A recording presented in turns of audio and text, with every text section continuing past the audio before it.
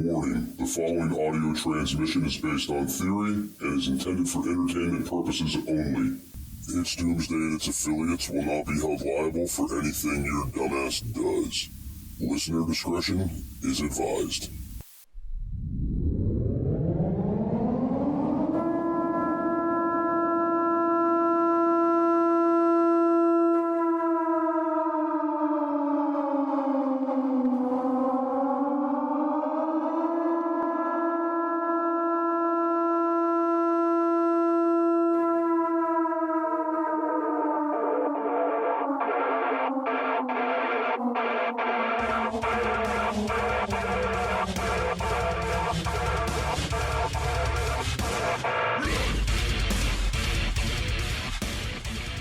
Welcome, everybody, to It's Doomsday podcast. Today is Sunday, May 29th. Time is 1400 hours, and joining me as always is Al, a.k.a. Big Daddy Prep. How are you doing, Al?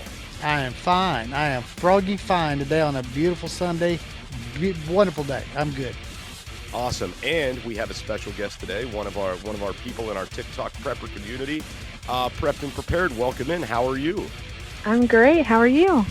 I am good. I'm happy that you are here. And guys, just FYI, I am recording outside today, so if you hear the birds in the background and stuff like that, it's a beautiful day. I didn't want to waste it sitting inside. Nope. Nice. Okay, so since we got prepped and prepared here, do you want us to refer to you as that, or do you want us to use your name? How do you prefer to be addressed? You can just call me Karson. Call you Karson. All right. So for those of you guys that don't know, Karson has a TikTok handle, Prepped and Prepared, just over, I believe, 60,000 followers over there, and does a lot of canning and food preservation content, with some other prepper content as well. So just to jump right into this, Karson, can you tell us why you feel food preservation is so important for prepping? Yeah, I can. Thank you so much. In my opinion, I think food preservation is probably one of the most important skills a prepper needs to have.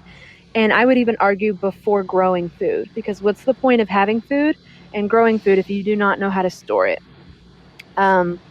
If you know how to grow food and store it, you become unstoppable. Personally, in my opinion, you're able to save more money that way. It's very convenient.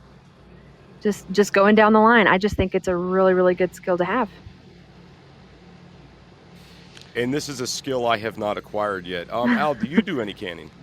Yes, I do. I do some canning. I do all kind of preserving, although I'm not nearly as good as Karson is. I mean, this is actually her forte. And I want you to know, Karson, when I started out on TikTok and I was searching out different preppers and things, your page came up on mine. How I did, I don't know. But I was impressed of your age, because you're a young lady. I'm 53. I'm an old man.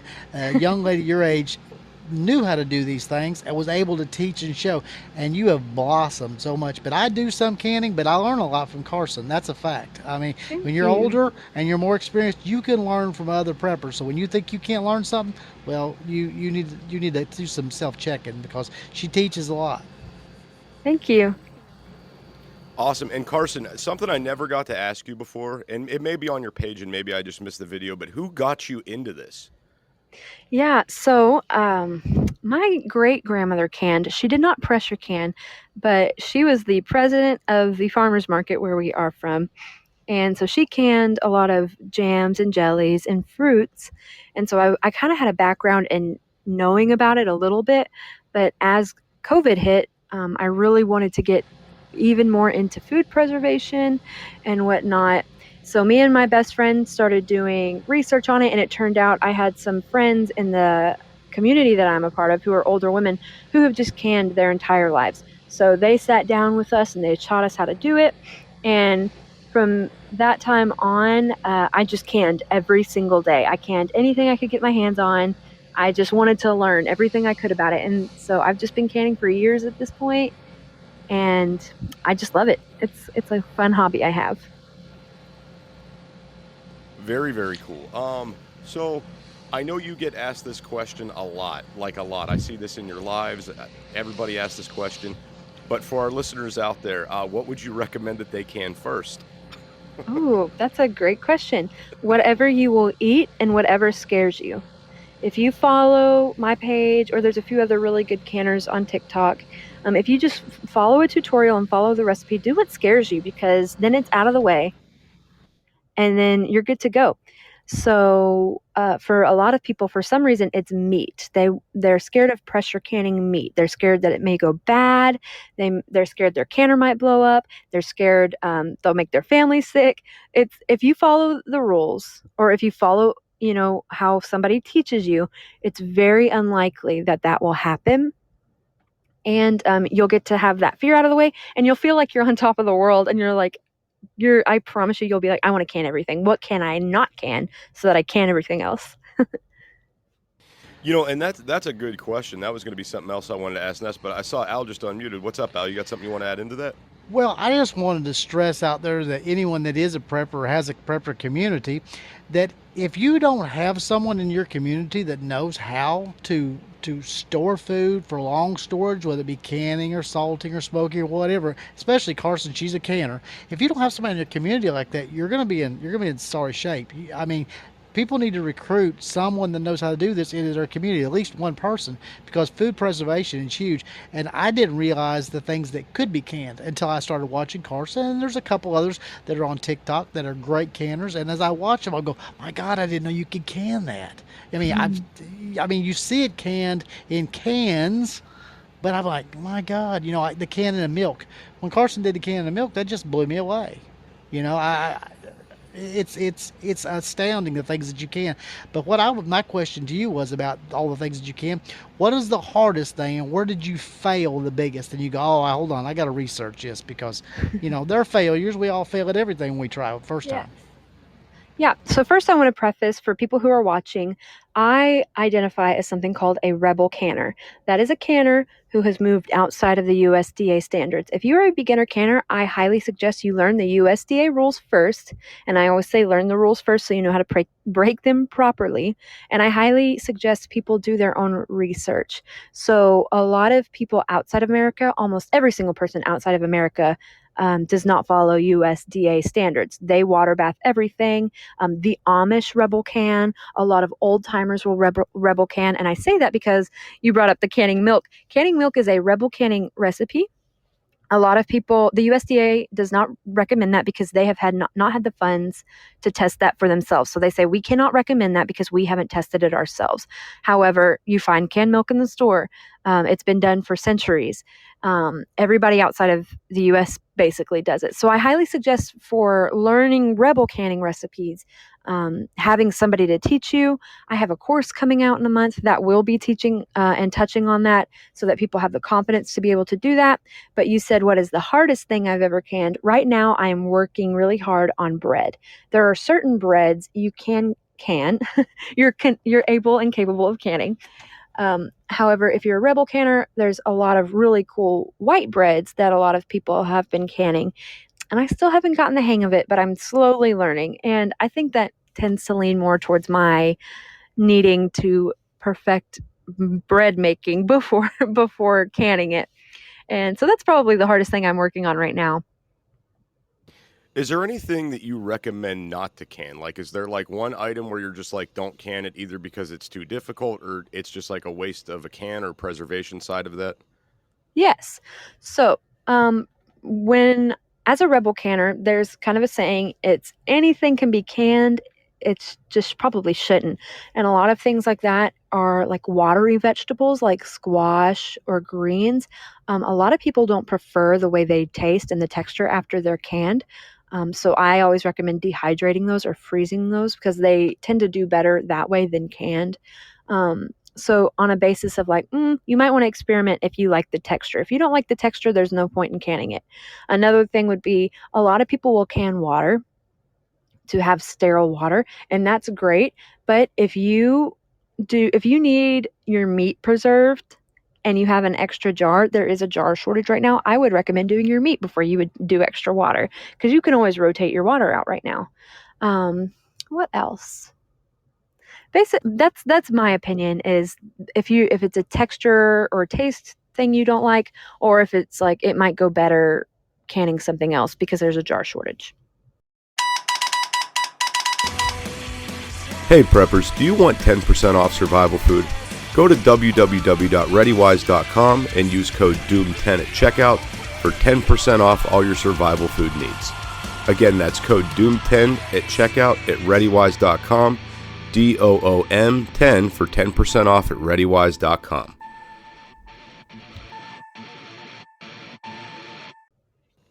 So now when you say like squash and leafy greens, things like that, just off the top of your head, is there like a list you could give us of things that listeners should avoid like that? Yeah, I can. So basically, my rule of thumb is greens. They can be. A lot of people just don't prefer them.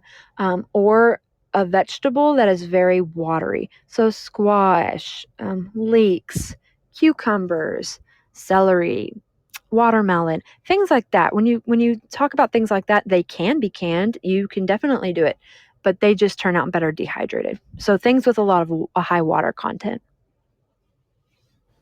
No, I'm like thinking like in my head about the like the watermelon. I'm assuming like something like that. Maybe it would be better to make like a jam out of and then like water bath maybe or something like Yeah, that. you can make a jam out of it. I prefer to dehydrate it because then it becomes like watermelon candy.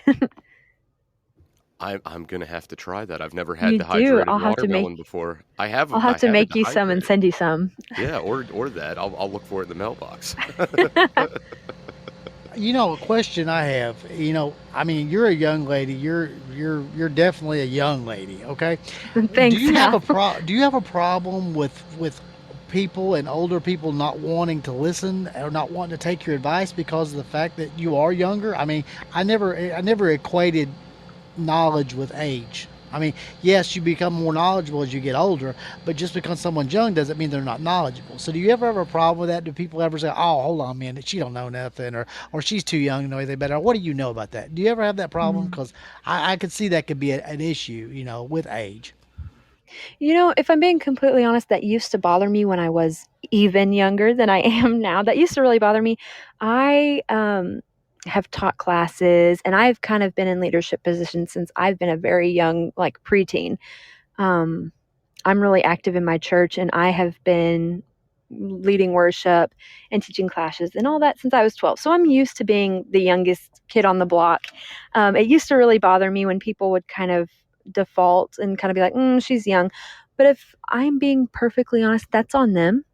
I know what I'm about. I know who I am as a person. I know what my knowledge capabilities are. And I'm proud of where I've come. I don't have a problem with it anymore simply because that says more about the person who's not teachable and not humble and doesn't have the humility to be willing to learn no matter who the teacher is and no matter what differences that person has. That would, in my opinion, that's like me not being willing to learn from you or Jester if you have a different set of political beliefs than I do, or a different socioeconomic status, or a different sexuality um, preference. That's silly to me. I want to be able to be wise enough to know that, hey, if I don't have a skill set, I need to be teachable and humble enough to go to somebody who is and who has multiple people singing their praises and say, yeah, that's the person I needed to learn from. At the end of the day, though, it doesn't bother me if somebody feels that way. You're There's, very go ahead. you're very knowledgeable beyond your years. There's no question about that, Carson. There's nobody. I can't say a soul could ever question your knowledge on topic because Thank you. when you do something, that's one thing I am impressed with is certain people that have pages and have TikToks. Some people don't really know what they're talking about, and you can kind of tell. But then when a person really knows all the ins and outs, that's impressive to me. So I'm gonna shut up and leave y'all alone. I know Jester's got another question for you, but I am impressed with you. I'll be honest with you. Thank you so much. I have a passion for learning. So yeah, one question I do have, and I want to get this out of the way real quick for our listeners. So guys, it is 2022. Cans identify as non-binary, and they do not have a political affiliation. So it doesn't matter what side of the aisle you're on or what you identify as. You can Now there's smallmouth and largemouth. Smallmouth and largemouth. Hold on, that what is you true. identify it? Smallmouth, large. Okay. So Karson, what do you think? If you had to put a number together in your head, if somebody is brand new and they're just getting into this, what would the startup cost be? Do you think? Well, it just depends on their willingness for canning, how much they want to can, and what type of canning they want to do. If they don't want to do very much canning and they just want to do some jams, jelly, salsa, things like that. And all they want to do is water bath. All they really need is a big pot. You don't need a fancy canner for that. You just need a big pot, a kitchen towel to put on the bottom of your pot, and some jars and some food. So that's very, very minimal. You could find all of that at the thrift store. You can find all of that on Facebook Market. Some people will beg you to take that kind of stuff. However, if you want to get into canning larger quantities, or you're wanting to do pressure canning is typically for things like meats, vegetables, soups, stews, things like that. You'll need a pressure canner, and you can also find those on Facebook Market and estate sales. You can find a way to get around the cost. Right now, the cheapest I've seen is at the Amish online store, and it is $130 on Amazon. They're upwards of $150 to $180 for larger ones. For a smaller pressure canner, they're about $80. Like I said, you can get around that cost by finding it secondhand. You just need to buy replacement parts and have it tested at your local extension office, or even the fire station will test it for you.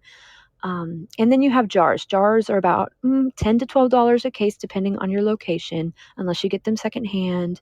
But other than that, that's about your initial cost. And over time, it is a larger upfront investment, but over time you will be saving money because you'll get to reuse your jars, and you'll have your pressure canner for the rest of your life if you take care of it. Very cool, very cool. And then another question I had that I think the listeners probably want to know is, what do you recommend for storage of these items? Like after something's been canned, how do you store these things to ensure a good shelf life? So when you store your jars, after they cool for 24 hours, a lot of people recommend you remove the rings. The reason why is if you do not remove the rings, it could cause something called a false seal. So if you have a bad seal and the lid pops off of the jar and that ring is still on there, it could force it back down and cause it to fake seal, and you will not have known that air got in and could possibly spoil your food. So a lot of people first off recommend rings off, and then a dark place because sun breaks down your food. And then when it comes to temperature, you want it as stable of a temperature as possible. You don't want it freezing temperatures, and you don't want it super, super hot. You want it as stable as you can get, and you don't want fluctuation in those temperatures. The reason why is if you're constantly fluctuating your temperatures, it could pop your jars or cause earlier decay of your food inside. Very cool, very cool. And another question I had too was, what is being that you're so like this is like your industry, like you were the guru at this, and I know you help a lot of people with this. What is a common mistake you see a lot of people make? A common mistake I see is that's a great question. Either being too scared to start, like they're too scared to start, or they don't follow the process correctly. There is a process that happens, and if you don't follow that correctly, it kind of just makes everything a little wonky, and it just kind of messes stuff up. It's really hard to get wrong. If you're following your recipe and you are keeping everything clean and you actually do it, you're not just letting it sit in the box for a few months. It's really hard to mess this up. It's very easy. I know that was a personal jab at me. No, definitely not. I would have said your name. So for those of you that don't know, Karson, I have everything to can. I'm just not canning yet. I'm putting it off. Why? Yeah. I just not. It's not fear. It's just time. I've just been running around like a crazy person. I haven't had the time yet. Yeah, you should make time. I'm working on it. Good. What were you saying, Al? Well, I was wondering, you said you did classes and you say that you teach people. I was wondering, how do you go about doing it? Do you have an online class? Do you teach live classes? Do you do it on, how do you do it? So I always have videos kind of going through the process. I have a few starter videos just to kind of get your feet wet. I am releasing next month a canning course, and it's the big daddy. It's the everything you need to know. It's how to use it after you've canned, how to store what you can, Rebel canning as a whole. It's going to have recipes in there. It's going to have guides. It's going to have everything you need to teach you how to can with confidence, to make sure you're not going to make your family sick or your food's not going to go bad. It's going to give you and empower you the confidence to be able to do it that day. And that's what I want to do. That way people can click a link, they can have it for the rest of their lives, they can go through it, they can have printouts, they can have recipes in the process just to stick on their fridge if that's what they want.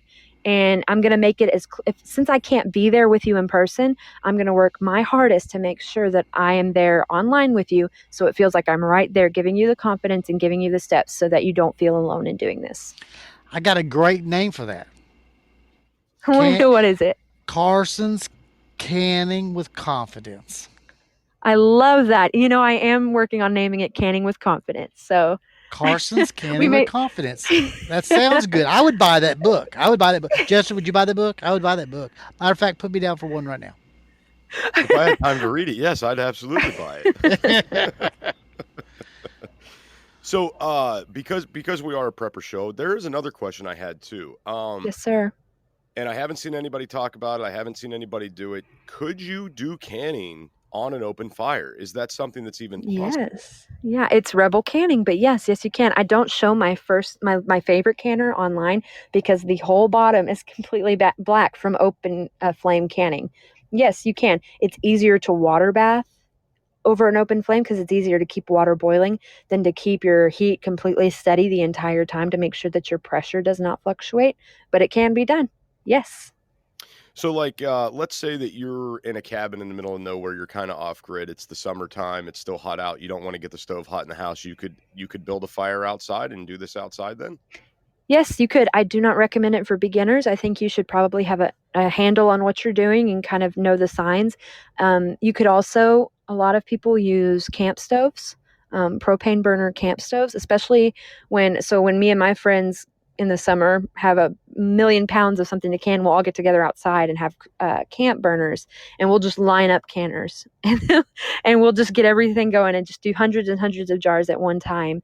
And so you're able to do that. You are able to do it open flame, but I really recommend people learning the skill as soon as possible so that they get a handle on it. If you don't do it correctly and the heat is not dispersed enough, it could possibly make your canner explode. So you need to have a handle on what you're doing.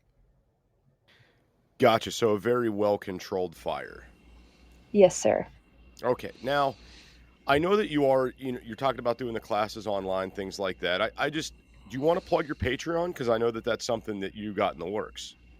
Oh, I mean, sure. I do have a Patreon. It's going to expire in July. The reason for making it is I wanted to sift through the people who were really interested in prepping and really interested in canning, and they are getting a special deal on my canning course, so that I can get some good feedback and reviews to make sure that it's exactly what everybody needs. So it is going away in 2 months. But I mean, there's still time if you want to get deeper into prepping and canning. Very cool. And Karson, I would just as a friendly recommendation, are you putting any of this content on YouTube? Because you probably should be. I am. I'm working on moving to YouTube and Instagram. It'll be prepped and prepared. I'm moving to as many as I can, social medias as I can, because you know how TikTok is, and sometimes things go wild and you get banned, even if you didn't need to be banned. Right. So I want to make sure I can be found as easy as possible, because it's really important to me that I help people learn skills, especially food preservation. Totally agree with you. Totally. Thank you. Hey, I'm going to let you guys have this for a second. My kids are running around. I'm going to mute myself. I'll be right back, but I'm going to let you guys have this for a minute. Okay. Karson, I'm just wondering about this. The whole canning industry has, everybody's decided to start canning because they're prepping now. So, everybody's decided they want to prep. Prepping has become, it's become the vogue thing to do now. So, are we seeing a lot of lack of supplies? I'm hearing that that it's hard to find jars and lids and this and that. Do you have any recommendations for people where they can find things at, or alternatives? Because people can't just lay their hands on things like they did 5 years ago. The supply chain has come to a creeping halt. So, do you have any recommendations? Because I know if anybody was going to have any, you would. Yes, sir, I do. There is an aluminum shortage right now, so that's why the lids and the rings are hard to find, and there is a jar shortage. My main recommendation is whenever you see lids, get as many as you can. You don't necessarily need as many rings. The reason why is because you can reuse those rings as long as they aren't rusty. You can just reuse them. For jars, I recommend, if you don't have them at your Walmart or your Tractor Supply or your Ace Hardware, check out estate sales, thrift stores, and auctions. You can usually find them for a steal there. Especially when it's like people who just had them as decoration, or they don't know much about them, or it's somebody who the person who did all the canning sadly passed away, and the family just needs to move on with their stuff. You can usually find really good deals there. Facebook Marketplace as well. Right. I got. I have a question. Go ahead, Jester. I'm sorry. Okay, so I was really curious. What I hear a lot of people in the canning world talk about botulism, right? Yes, sir. And I'm really wondering, how common of a threat could that be, and what are mistakes that could lead to it? And again, what would you do to prevent that? Yes. So botulism is kind of the big boogeyman in canning and food preservation. A lot of people are scared about it. And one way to relieve fear about it, and we'll talk about it in my canning course, is to understand it. You need to understand how it happens. And that way you know how to prevent it, as well as if it is in your jars, how to kill it. It is not a common thing at all. It is very rare. And if you look at the CDC website and all the websites that have done the polls to see how many cases there's actually been, I forget the exact numbers, but there's been very, very few cases in the last 70 years. And they also included a big batch of prison hooch that killed people. They also include fermented, I believe, deer antler tea and fermented fish white sauce or white fish that have been all home preserved and fermented. All of that went with canning. So the numbers are a little wrong when it comes to reporting them, but it's very, very rare. Also, you are able to prevent it when you use common sense and when you make sure everything is clean, all of your food is, cooked and clean or processed correctly. It also can be prevented by boiling your food for 10 minutes after you've opened it in the jar and killed if the spores are in there. You just broke my heart because I was just fixing to go in there and can up some hooch and deer antlers, and now I don't know what to do now, Karson. I'm lost. I just got the hooch out and everything. I had the deer antlers all soaking in there. Damn it, you ruined my day now. So sorry to disappoint. That's all right. Yeah, I know. I want some of that hooch antler tea you're making. Yeah, I'm gonna go. But now I'm wondering all about whether I should do the beaver tail and cranberries in there. I don't know. I feel like a damn fool now. Do it. Okay, so another question I have about the canning thing, though. So I see, like, my big interest with canning is making ready-made meals, right? Like having like a deer stew or something like that. Is there any like no-nos, like you don't want to can this with this one particular thing? A lot of people will recommend against canning with flour or cornstarch. It makes it too dense. You can't really guarantee the heat dispersion through your food. Of course, if you're a rebel canner, you have ways around that. But other than that, it's basically your preference. So a lot of people don't necessarily like to can their carrots in their deer stew, because when you do that, whenever you have a stew or something that has multiple ingredients, you always can for the longest amount of time of the ingredients. So meat would take the longest in that whole stew, so you would can for meat times, and that will probably turn your carrots into complete mush. So a lot of them would can their carrots separately. That's all based on preference, and most of that you can't know until you've tried it personally, just to see how you like it. Other than that, not really. Okay, that makes sense. I understand, like, canning for the long time, and you would basically be overcooking the other things that are in there. Mm-hmm. Yes, sir. Okay, that makes perfect sense. And then you also brought up, if the lids get rusty, don't use them, things like that. What is there a recommended cleaning method for this stuff, or is there something that you would want to totally avoid to use to clean these items?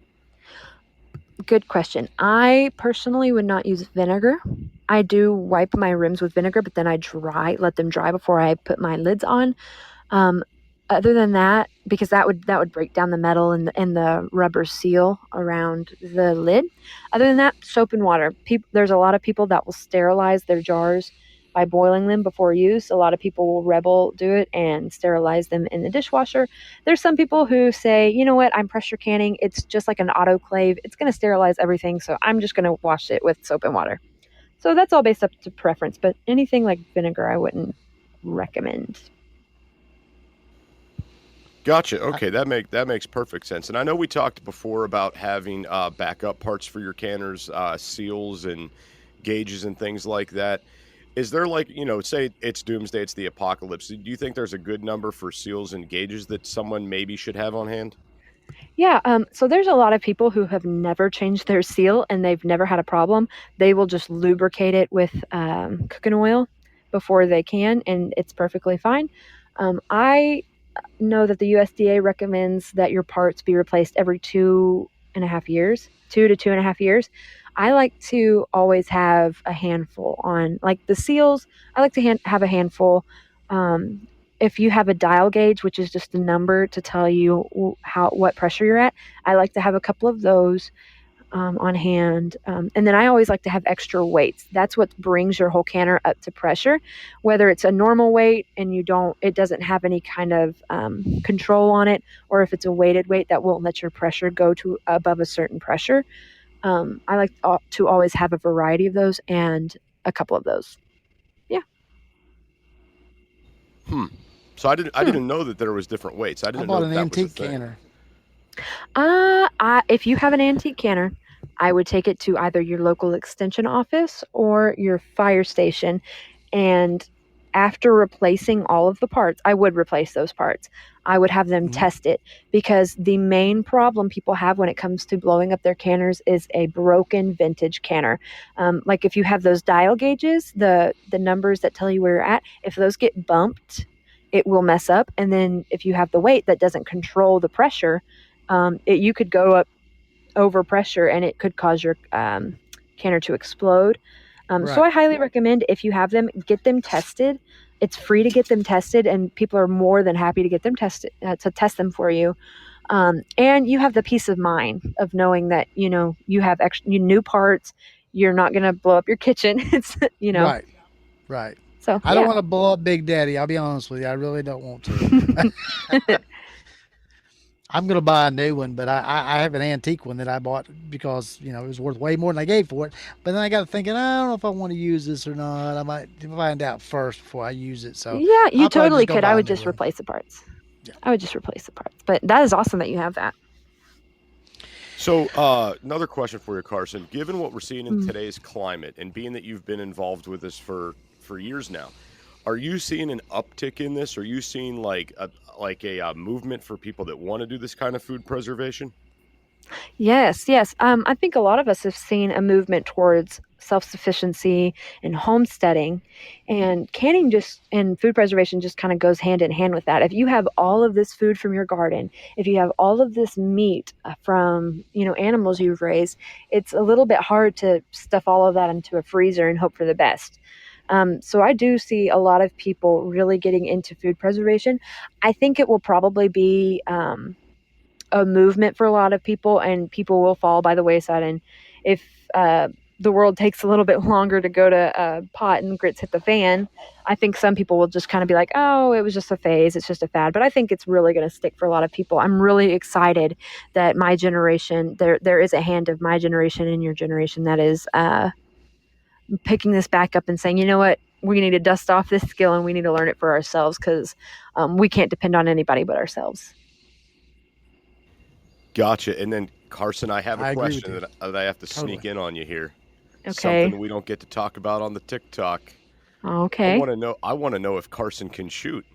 I want to know what Carson's got in the gun safe. Okay. Well, me and my sister are known as the best shooters in our family. I grew up with the nickname Henry. My first deer I shot was, I think I was 12 or 13.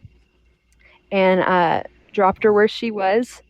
And my papaw does not give compliments, but when me and him found that deer, he said, "That's about the best shot I've ever seen." And I know he was probably just being sweet, but I'm known for being a very good shot. I do enjoy my Rudy Tooty point and shooties very much. But I'm not an expert. I'm not an expert yet. I have so much to learn. I still have so much to learn. There's always more to learn. None of us are experts. There's always more to learn. But I enjoy it. I enjoy it a lot. So I got to ask, since we're on the gun topic, what's your favorite daily carry piece? I carry I carry a Springfield XDS 45. Oh, you carry a 45? I carry a cannon, yes. Holy shit. Carson's total package.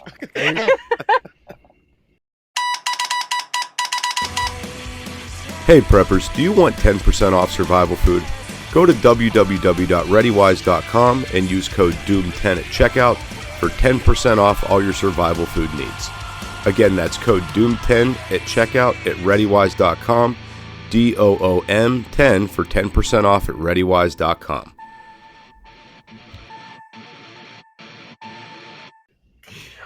Go ahead, Al. I know you got something you want to say, bud. Yep.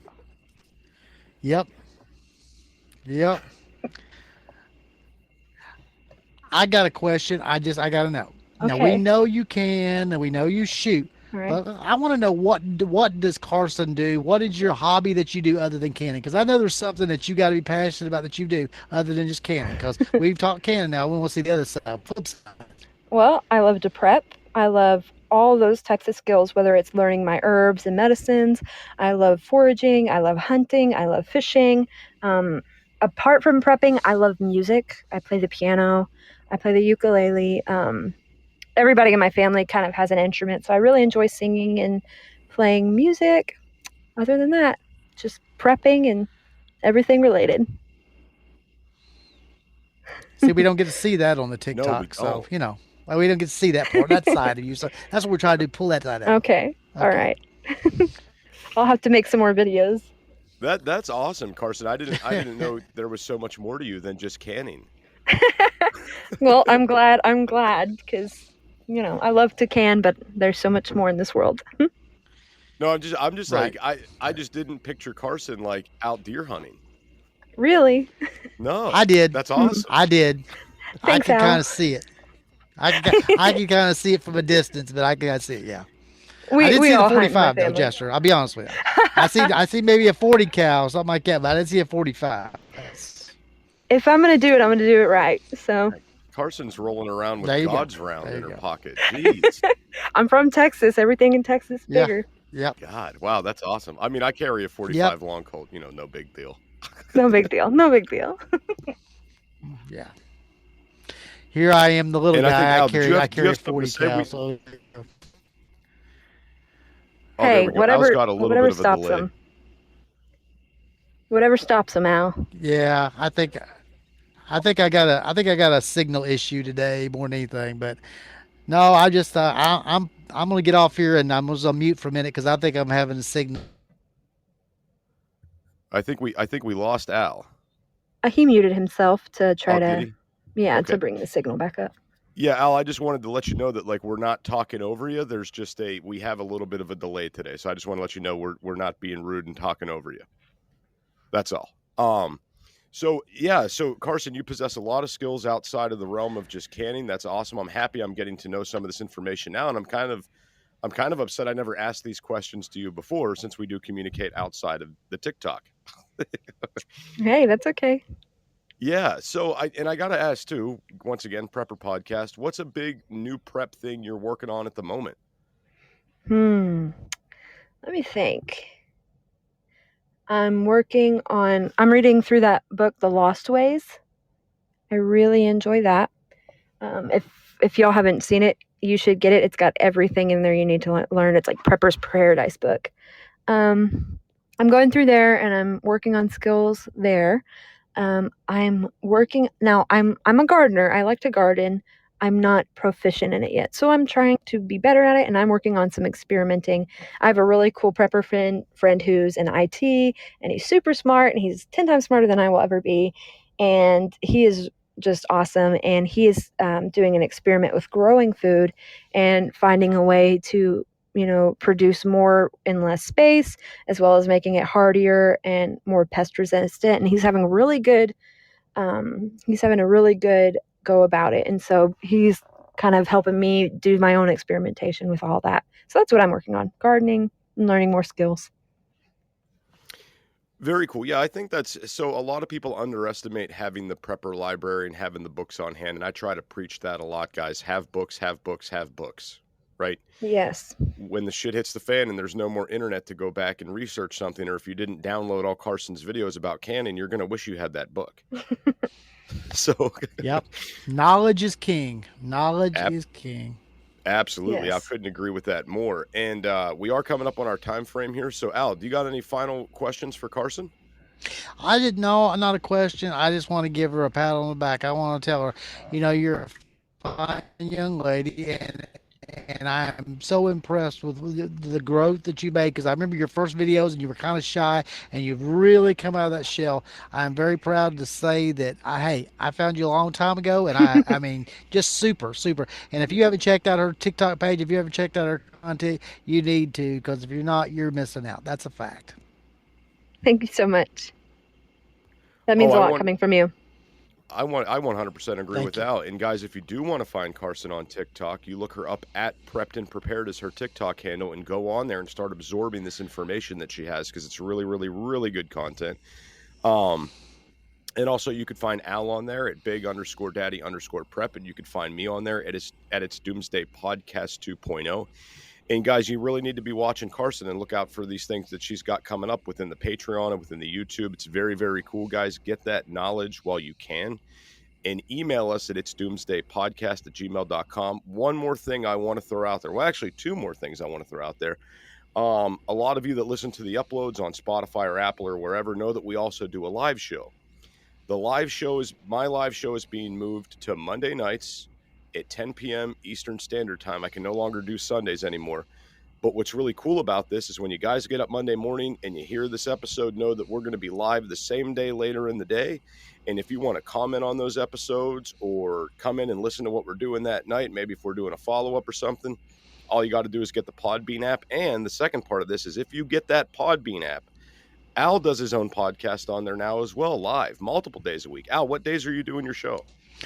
We usually do Monday through Thursday, just a news kind of synopsis of non-mainstream media news, and then on Fridays, Saturdays, Sundays we do a couple hours of a topic about 8 o'clock Eastern Standard Time, so in the evening time. So come join us. It's called the Big Daddy Al Podcast, and we welcome you in, and we encourage everybody to listen to It's Doomsday and listen to the Big Daddy Al Podcast. You don't have to pick. We like to have the same people in on both. Absolutely. There is no competition here, guys. We're all working together to try to get everybody where they need to be. Right. And with that being said, Karson, any final thoughts before we wrap this up? Anything you want the listeners to know or hear? Get prepped. Be prepared. Awesome. That's it. Awesome. Yep. And we will catch you guys on next week's episode. Thanks for listening, everybody. Thank you.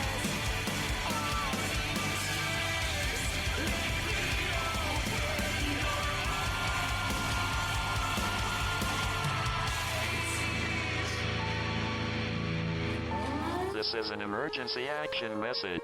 At approximately 1 a.m. Eastern Daylight Time, NORAD is tracking 15 ICBM nuclear missiles inbound to the following cities: Orlando, Miami, Pittsburgh, Dover, Newark, Richland, Philadelphia, New York City, Baltimore, Los Angeles, Las Vegas, Boston, Seattle, Detroit. This is an extremely deadly situation. Stay tuned. The next emergency message will be a presidential address.